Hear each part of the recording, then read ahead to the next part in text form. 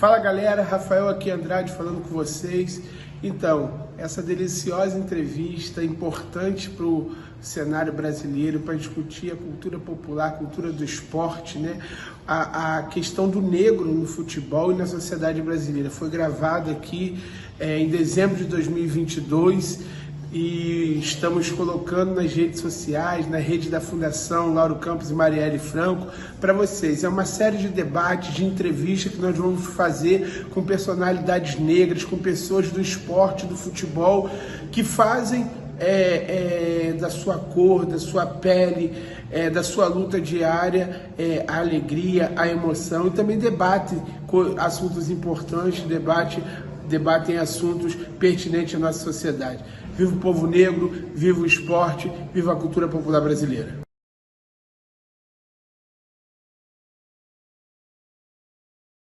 Eu costumo dizer que quando a gente fala de racismo no futebol, a gente precisa deixar de discutir o xingamento, o insulto, para discutir de fato o quanto o racismo afasta a população negra desse futebol, que já foi branco, extremamente branco, elitista e racista, para se transformar num esporte popular e aí com negros dentro do campo, com negros na arquibancada.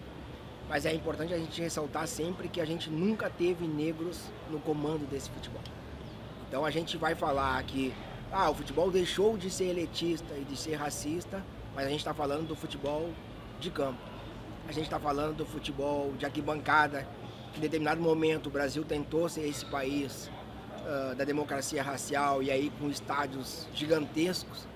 E aí num estádio gigantesco eu preciso ter uma população para botar dentro desse estádio. Essa população vai ser quem tiver condições de entrar. Mas no momento que a gente começa a ver uma outra perspectiva do futebol hoje, a gente começa a ver que isso tudo volta para aquele começo de século, que é jogador de futebol, pessoas negras como jogadores de futebol.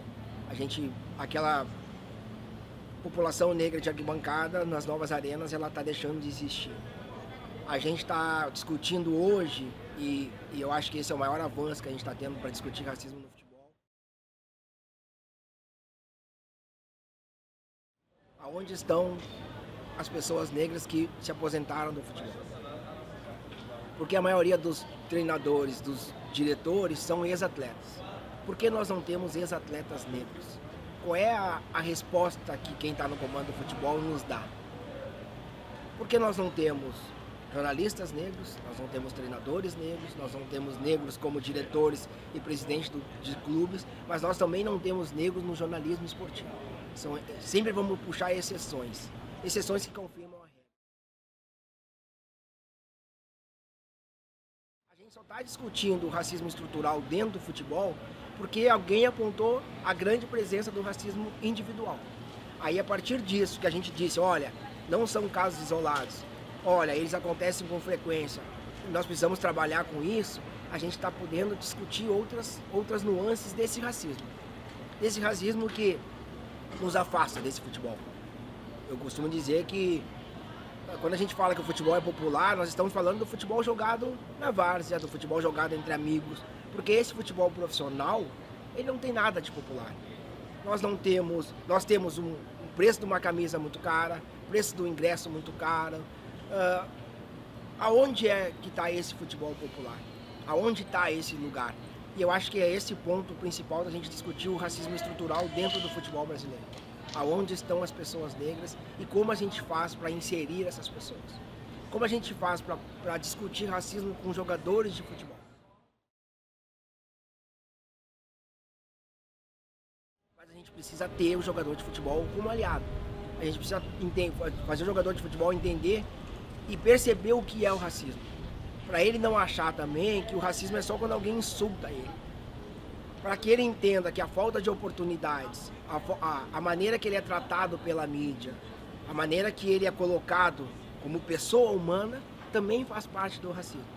Porque se eu associar todo jogador negro ao malandro, ao esperto, eu estou usando do racismo. Porque é esse racismo que sempre nos colocou nesse lugar.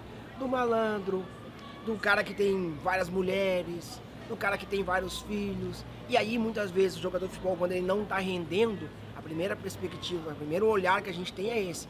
O cara só quer noite, o cara só quer festa, o cara só quer mulheres. Tá, só um jogador negro quer isso? Jogadores de futebol que não conseguiram perder o vínculo com a comunidade. E esses jogadores estão falando nas suas redes sociais de violência policial.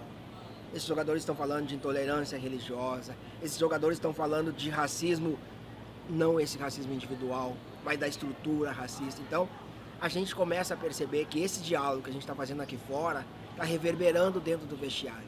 Mas a gente precisa montar uma estrutura de acolhimento, a gente precisa montar uma estrutura de proteção para que o jogador, quando ele se manifeste e vai tomar porrada de um lado, a gente esteja aqui solidário com ele. A gente esteja aqui para dizer, não, você não está errado. E não interessa a camisa que tu veste. Eu, nesse momento, sou negro e tu é negro. Independente do clube que a gente está torcendo. Eu estou do teu lado. E eu acho que é essa estrutura que a gente precisa pensar. E essa estrutura nunca vai vir do sistema. Não vai vir de uma federação. Não vai vir de um clube. Não vai vir de uma organização formal que já existe. Vai vir de organizações coletivas que vão surgindo. Que, claro, a gente sabe que vai ser muito difícil de existir e resistir, mas a gente precisa pensar nesse acolhimento. Eu vejo que hoje existe um movimento muito grande de coletivos de torcedores, LGBTs, negros, de mulheres, que estão conseguindo levar essa pauta para dentro dos clubes. É uma briga, uma tensão muito grande, porque o clube acolhe no momento do 20 de novembro, do 8 de março, no dia do orgulho LGBT, mas ele não acolhe no ano inteiro. Mas a gente precisa perceber que esse clube está olhando para nós. De uma maneira ou de outra ele está olhando para nós. Porque ele está pensando na questão financeira, então ele lança um produto, ele sabe que a gente existe. Como é que a gente vai fazer para que ele entenda o quanto ele é ferramenta de transformação social? Aí vai depender da gente ocupar esse espaço. Vai depender da gente conseguir colocar negros como conselheiros, negros como diretores, buscar ser presidente de um clube de futebol, de uma federação, para chegar num outro lugar de disputa de poder de fato, de decisão, de poder chegar numa mesa de negociação de, olha, isso não me serve. E aí trazer também, eu acho que é crucial que a gente traga os patrocinadores, tanto patrocinadores de clubes como de competições. Eles vão fazer essa transformação.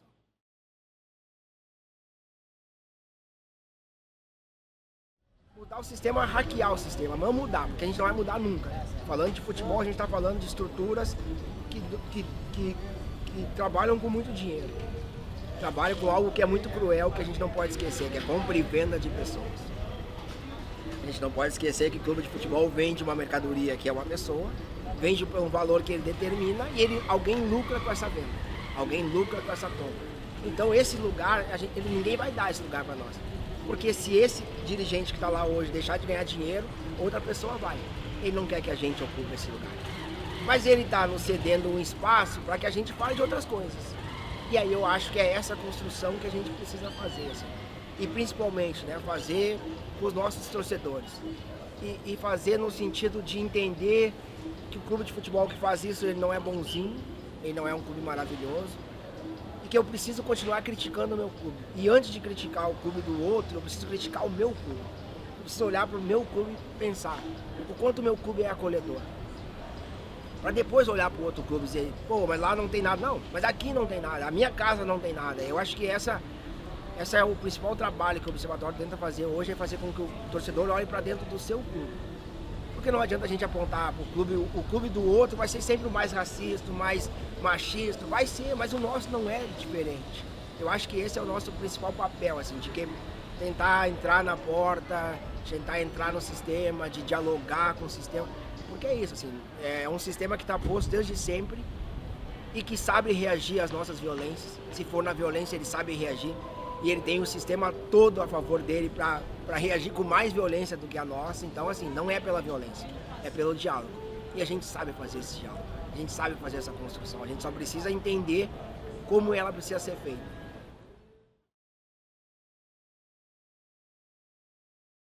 Quando eu fui mais novo, eu convivi com a violência porque fazia parte, né? Aquela briga de bairro, de gangue, de time de futebol. Então, a gente precisa entender que naquela faixa etária a violência ela faz parte. O que a gente precisa fazer é conversar com esses torcedores. E aí está um papel que eu acho que já existiu no Brasil, foi feito pela Anatorg com o governo federal, que se perdeu, que eu acho que é discutir o papel da torcida organizada e a torcida organizada mostrar para a sociedade o quanto de trabalho que ela faz, que não é só ligado ao clube, que não é só ligado ao jogo. Tem outros trabalhos sociais sendo feitos nas torcidas organizadas. Tem essa questão de trazer para um outro círculo pessoas que nunca frequentaram aquele espaço. E a gente está falando de futebol, que no Brasil a gente precisa sempre olhar para o futebol com muito mais carinho. Porque o futebol no Brasil é uma paixão de fato. Não é um amor passageiro, é uma paixão. 90% dos brasileiros têm um time de futebol apaixonado. E apaixonado de verdade, de mudar o humor, de mudar a vida, de tu gastar dinheiro para acompanhar o teu clube. E quando a gente fala de pessoas ricas, elas conseguem fazer isso de forma fácil. Quando a gente fala de pessoas mais pobres, eu preciso estar numa torcida organizada. Ela vai me dar essa condição, ela vai me dar essa possibilidade e vai me dar muitas vezes essa segurança que sozinho eu não consigo ir para determinados espaços. O que falta para a sociedade é a gente conversar, mas a sociedade, da maneira que ela está posta, e aí a gente começou pela violência de afastar a população, essa sociedade vai sempre pegar essas torcidas organizadas, vai demonizar ela e dizer que quer acabar com elas. Vai dizer que quer acabar com elas hoje. Porque amanhã um dirigente de um clube de futebol chama a torcida organizada e diz: olha, eu estou com um probleminha com o meu plantel. A gente precisa dar uma conversada com o plantel. E aí, essa torcida organizada vai lá dar esse susto. Porque alguém fez esse acordo. Então, assim, existem muitos outros acordos dentro do futebol que não são acordos públicos que a gente precisa discutir. E a gente não está discutindo isso. Parece que torcida organizada não faz parte do clube, mas na hora que o clube vende a imagem dele, ele filma a torcida organizada e mostra aquele espetáculo maravilhoso da torcida organizada. Então ela faz parte do clube de futebol. Então, assim, eu acho que o clube de futebol precisa sentar, precisa conversar, precisa discutir convivência. É convivência, quase como dois vizinhos, é convivência política. Eu acho que essa convivência ela nunca foi discutida, porque o clube de futebol sempre usou essa torcida organizada. Eu acho que a palavra perfeita para isso é usar a torcida organizada quando quer. Quando não quer, pensa em descartar, mas aí é uma estrutura que eu não posso mais descartar. Faz parte do meu futebol. O futebol, ele não nos aceita, ele nos tolera. A partir do momento que o jogador de futebol não render o que o torcedor espera, se ele for negro, a primeira coisa que o torcedor vai gritar é macaco. Ele vai desumanizar na primeira oportunidade que ele tem. E a gente também vai desumanizar o jogador de futebol quando a gente acha que ele é uma máquina que tem que jogar sempre com rendimento lá em cima. Ele é um cara, ele é um ser humano, muitas vezes tirado do convívio do pai, da mãe, da família, para viver uma outra situação que a gente nunca preparou ele. E eu acho que quando a gente fala de clube social, de preparo de fato, o clube de futebol tem que começar a pensar nesse papel. Quando a gente fala de clubes que se dizem antirracistas, a gente tem que pensar que a gente não tem no Brasil um clube que se preocupe em incluir pessoas negras em cargos diretivos. A gente tem que pensar que todo o projeto que a gente está vendo hoje no futebol, mesmo que a gente ache maravilhoso, ele não resiste à derrota. Eu estou fazendo 1000 campanhas de combate ao racismo, mas se o meu clube começa a perder, a campanha ela vai tomar um corte. Por quê? Porque aquele torcedor que nunca quis essa campanha, mas silenciou porque o clube estava ganhando e a campanha estava fazendo sucesso, quando o clube começa a perder, ele vem. E ele vem forte. E eu que me mostrava aliado, vou vir junto com ele, porque eu não vou entender que a derrota faz parte do futebol. Eu costumo dizer que a derrota faz mais parte do futebol do que a vitória. Eu não escolho o meu clube pela história dele. A minha escolha pelo um clube de futebol, ela nasce lá pelos 2, 3 anos, no máximo aos 6 anos de idade. Nesse momento da minha vida, eu nem sei o que é um clube desconstruído ou construído. Eu vou torcer por esse clube. E aí quando alguém me contar, olha, esse clube aí fez associações lá no passado, com a ditadura, com o nazismo, com o fascismo, eu não vou deixar de torcer para esse clube. Não vou deixar. Porque o meu amor é maior. Então o que eu preciso fazer hoje já que o meu amor por esse clube é maior, eu preciso fazer com que esse clube comece a pensar ações para me incluir. Para me incluir como homem negro, para me incluir como homem periférico, para incluir comunidade LGBT, mulheres. Eu acho que esse é o papel que eu posso fazer. Eu não posso mudar a história de clube nenhum. Já passou e não vai ser mudado. O que a gente está tentando fazer hoje, muitas vezes que eu vejo por aí, é um revisionismo que não vai nos levar a lugar nenhum. Porque não tem para a história atual qualquer valor. Se o meu clube lá no passado fez 1000 coisas maravilhosas, mas hoje ele está numa outra visão, a história dele ele jogou fora. E eu acho que é muito pior eu jogar a minha história fora do que eu tentar construir um futuro melhor. Uma construção que eu acho interessante a gente sempre pensar, né? O futebol ele chega no Brasil um esporte elitista e racista, mas que só poderia ser jogado por homens brancos. Homens brancos que estavam nas universidades, que tinham um certo poder aquisitivo, porque aquele era o lugar do futebol. O futebol se transforma, vai se transformar num esporte popular, num esporte com muitos atletas negros, e aí ele vira um esporte de pessoas que não precisam pensar, de pessoas que só podem usar o corpo. Porque um jogador de futebol ele não precisa usar o cérebro. E aí eu fico pensando, Pelé. Porque todo mundo que já jogou futebol sabe que eu preciso pensar muito rápido. E quem não deu certo no futebol é porque a gente não conseguiu fazer esse pensar. O Pelé, quando a bola vinha no ar, o Pelé já sabia o que eu vou fazer com a bola. Eu, Marcelo Carvalho, quando tentei jogar o futebol, eu precisava primeiro pegar a bola, quase como se eu pegasse ela com a mão, para depois pensar no próximo movimento. Então, assim, jogador de futebol, como o Pelé e como tantos outros craques, o pensar dele era muito rápido. Mas o futebol, quando ele tira esse lugar do jovem britânico, rico que está no Brasil, para jogar o futebol, para ser jogador de futebol depois, um jovem negro, que não precisava ter um emprego formal, que não precisava ter qualificações que lá atrás precisava, ele diz que o futebol é uma coisa de pessoas de baixa inteligência. Inclusive, ele leva para a Copa do Mundo de 58 um debate muito grande que é Pelé e Garrincha não podiam ser convocados para aquela Copa porque foi feito um exame de QI e o QI apontava que Pelé e Garrincha tinham um QI muito baixo e que eles não poderiam ser convocados para a Copa de 58. Aquela mesma Copa, que é a primeira seleção que joga a primeira partida da Copa, é uma seleção extremamente branca, com um jogador negro, cujo reserva dele também era negro. Então não tinha solução. Era um homem negro que precisava estar ali. Mas a seleção perde, Pelé e Garrincha passam a fazer parte da seleção titular e o resto é história. O resto é a história que a gente conhece de quem é Pelé e de quem é Garrincha. A gente continua hoje, em 2020, com esse mesmo pensamento. Muitas vezes quando a gente olha para o jogador de futebol. Que ele é um cara que é malandro e a gente fica... O torcedor fica procurando um erro desse jogador de futebol para dizer, viu?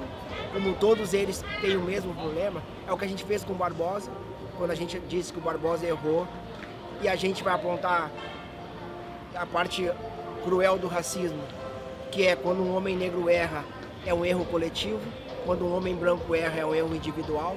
Então, quando o Barbosa foi apontado como culpado pela derrota, transformou todo o goleiro negro em algo que não podia mais acontecer. Então a gente começa a não ter mais goleiros negros. São raras exceções em pequenos clubes, mas eles não chegam a atingir a seleção brasileira, por exemplo. Então vamos ter de novo Dida nos anos 2000 como um goleiro de seleção brasileira. Porque isso virou um erro coletivo. Então todo homem negro não pode chegar naquele lugar.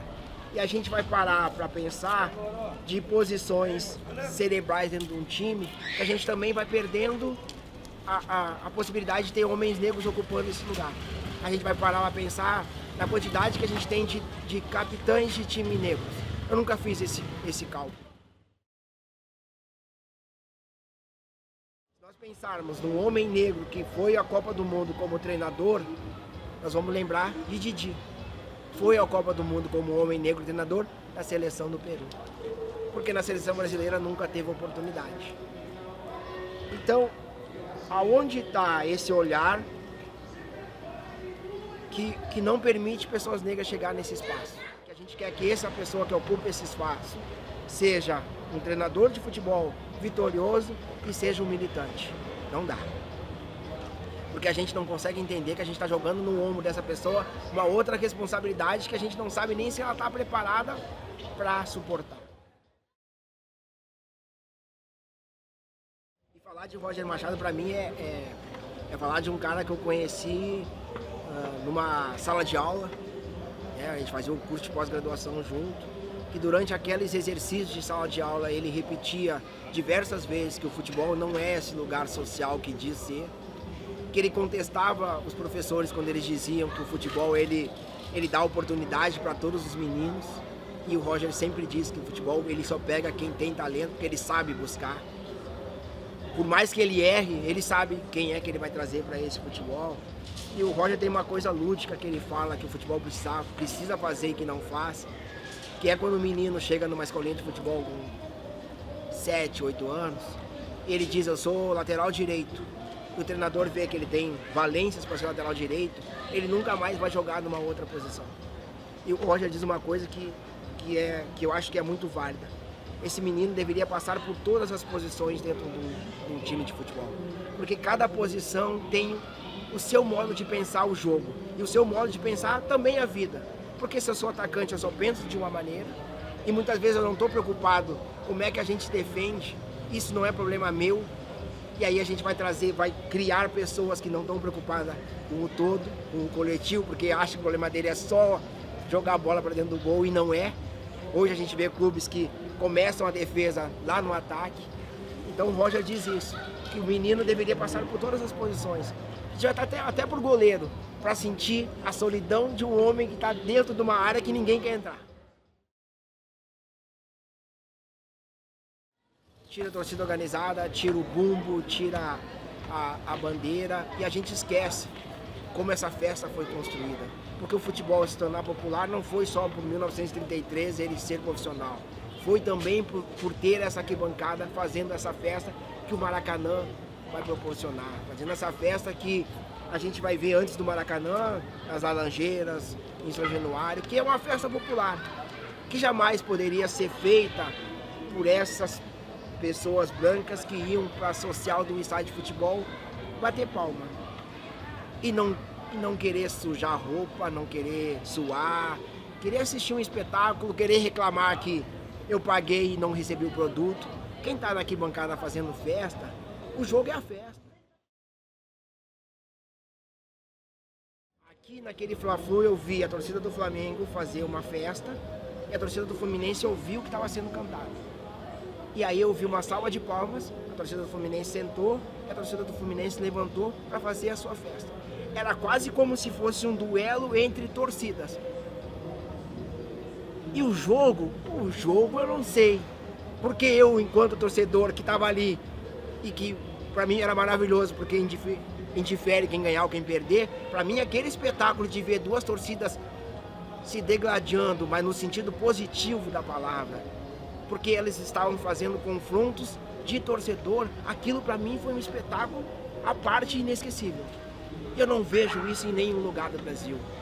Hoje, quando a gente fala de violência nos estádios, se a gente olhar para o Rio de Janeiro, a gente consegue perceber que a gente tem no Maracanã torcedores de clubes que estão se enfrentando, dividindo o mesmo espaço físico. Que a solução para o Rio de Janeiro não foi torcida única.